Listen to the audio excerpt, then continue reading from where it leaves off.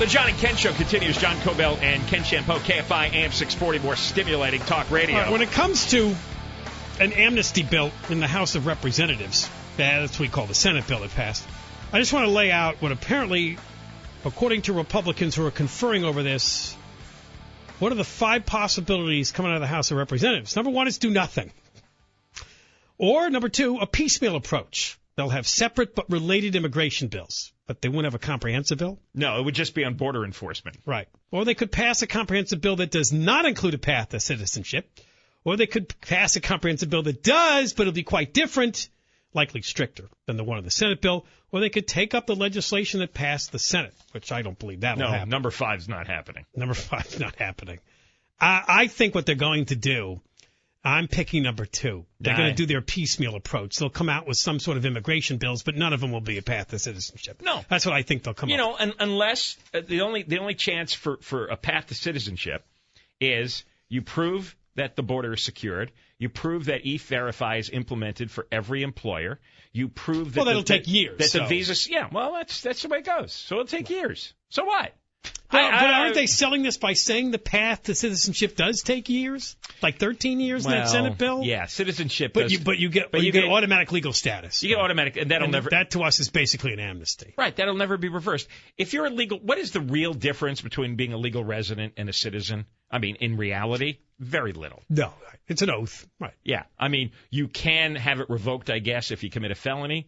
You can't vote, but outside you can't run for office? Can't run for office. I mean, for most people don't commit felonies. Most people don't run for office, and half the people don't vote anyway. So, one of the other arguments that's been made concerns what will happen to the employment picture if we get an amnesty bill.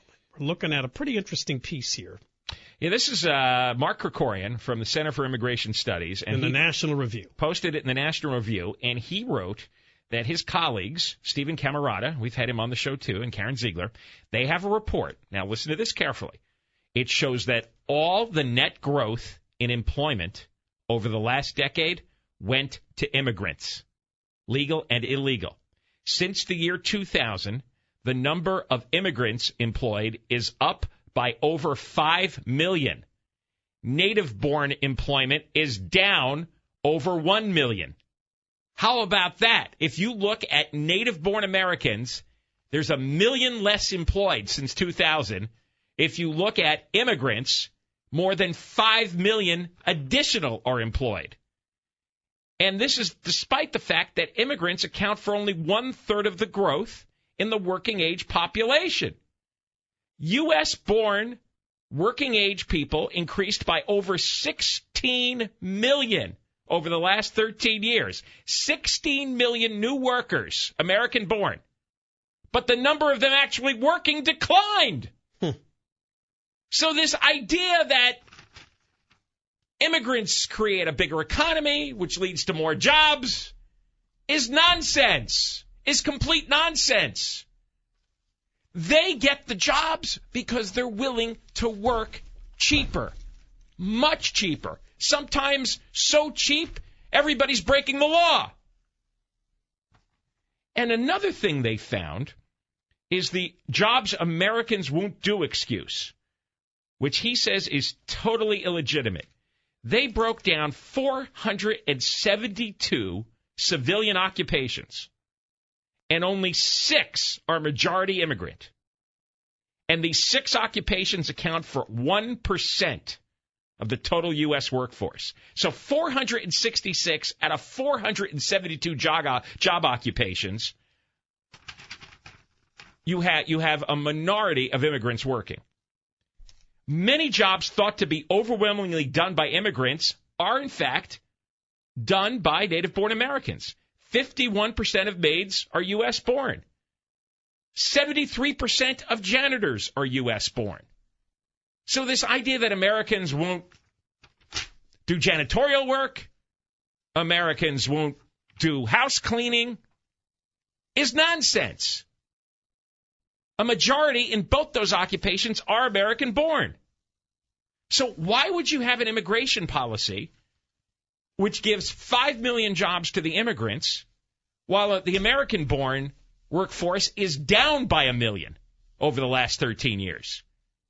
The number of people eligible to work is up by 16 million. The number of people actually working is down by 1 million.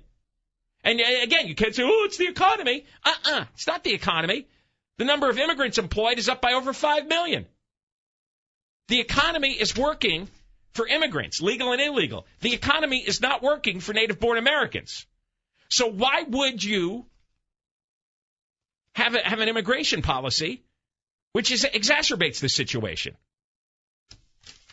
There is so much like upside down, inside out, backwards, and there's so much false information that's repeated over and over and over and over again by not only the idiot lying politicians, the activists, the morons in the news media who have their heads completely up their rear ends. This is what happens when you don't begin with basic border protection for decades.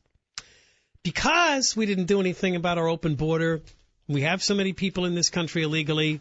They get a lobby, they get a political power base, and now they're all folding their arms, including Obama and the Democrats in Washington, saying, well, we got a broken system. We got to do something for these people living in the shadows. Enough is enough, right? Let's find a way to legalize them. And that's where we are. This started many, many years ago and was never rectified. And Tom was right.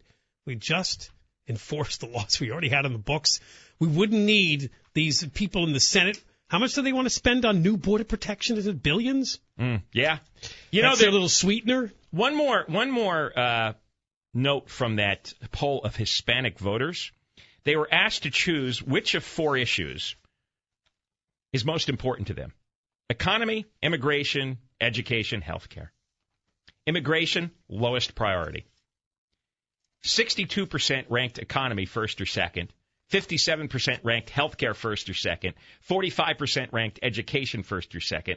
Only 31% ranked immigration first or second. That's among registered Hispanic voters. Non-registered voters, they ranked immigration as their highest priority.